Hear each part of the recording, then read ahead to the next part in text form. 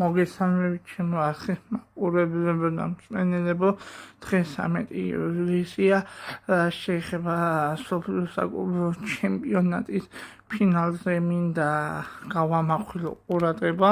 დღეს პარი სენ-ჟერმენი და ლონდონის ჩელსი შეხდებიან ერთმანეთს და ძალიან დაუვიწყარი მატჩის მოლოდინში ვართ. სრულიად საქართველოს და სრულიად სოფლიო მოლოდინშია ამ ძალიან მაგარი მატჩის დასაწყებად მხოლოდ 2 საათნახევარი რჩება ზუსტად თბილისის დროის 11 საათზე.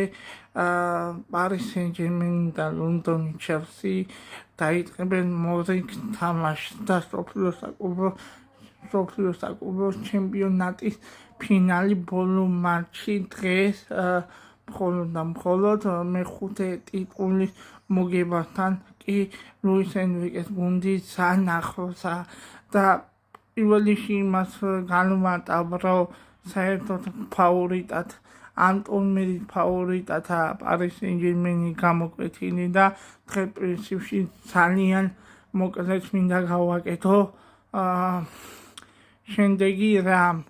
ეხლა შეეხება დღევანდელ მატჩი მხოლოდ და მხოლოდ პრესინგით და ბურთის ფლობითაც და შეტევებითაც აქტიურად შეიძლება პარი სენ-ჟერმენი გამოირჩეოდეს კონტროლისას, ბურთის კონტროლისას და ასე შემდეგ. დღეს იმ შემთხვევაში როგორც ვიცით, რომ პარი სენ-ჟერმენი კიდე და კიდე უფრო გაამჯობეს მის შედეგებს დღეს წარმატების შემთხვევაში და მხოლოდ ხვიჩა კვარაცხელიას 1 გოლი და 2 ასისტია მის ანგარიზე.